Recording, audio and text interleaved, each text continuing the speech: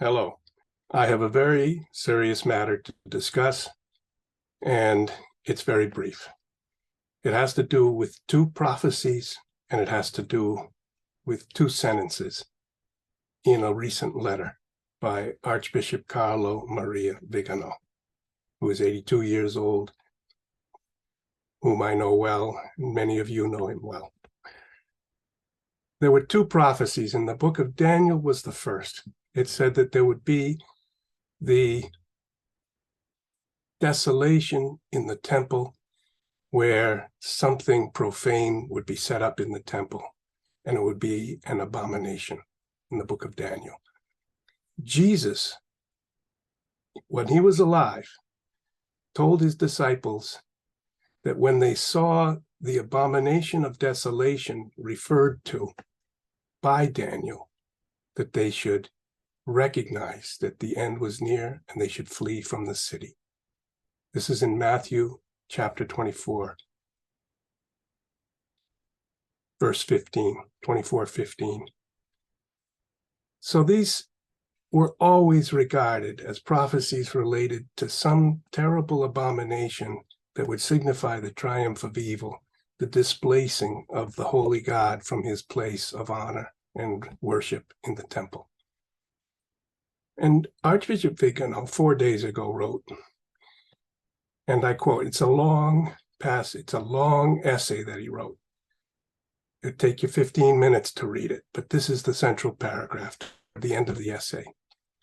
Quote, we will soon understand the meaning of the terrible words of the gospel, Matthew 24:15, in which the Lord speaks of the abomination of desolation in the temple, the abominable horror of seeing the treasure of the Mass proscribed, our altars stripped, our churches closed, and our liturgical ceremonies forced into clandestinity, into hiding. This, he writes, is the abomination of desolation, the end of the apostolic Mass. Why does he say this? He says this because he feels that the Mass that was used over the centuries in the past was so concentrated on God and his holiness that it was a reverent worship of God. And he feels that we've exchanged that for a more humanist, more man-centered liturgy, and that this is an abomination, that we should be focused entirely on God. And there are people who believe you could carry this even further, and this relates to the modern technologies we have and the desire to change the genetic code and some of the other dangerous phenomenon that we see today. And that would be that the human person, the human body, is the temple, and that the Spirit of God was meant to dwell in this temple, and that the abomination of desolation refers to the utter breaking of the connection between man and God, between temporal and eternal, between human and divine. And in a society that has forgotten God, that doesn't think anything is holy, we can sort of begin to say that we can sense the abomination of desolation in the temple of God, which is in the human person. That's what I have to say today.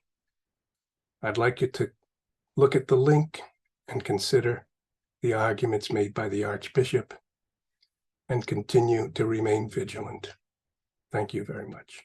We also have available a talk that I myself gave 16 years ago, right after Pope Benedict XVI, who was also someone whom I knew well and spoke often with, had approved the wider celebration of the Old Mass in his great document, Summorum Pontificum, published on July 7th, 2007. He at that time said all priests in the church can celebrate the old liturgy, this very reverent and God-centered liturgy. And this is what is now being rolled back a bit, it appears, and perhaps completely, by the current authorities in Rome. I gave a lecture that summer, right after Summorum Pontificum came out, and I think it's the best lecture I ever gave, and we have a CD of that lecture, and it's available for $10. We'll ship it to you. I'll mail it to you myself. If you're interested in the CD, send us an email. You may also call our editorial fulfillment offices, 800-789-9494 in New Hope, Kentucky. Thank you. Hi there. I'd like you to consider joining us on an Inside the Vatican pilgrimage. We have 2 exciting pilgrimages in Italy in 2023. Easter in Italy and Journey Towards the Face of Christ. In addition to our 2 pilgrimages in Italy, look for our new pilgrimages in the U.S. Go to InsideTheVaticanPilgrimages.com to see our complete schedule for 2023 pilgrimages. Come join us on pilgrimage.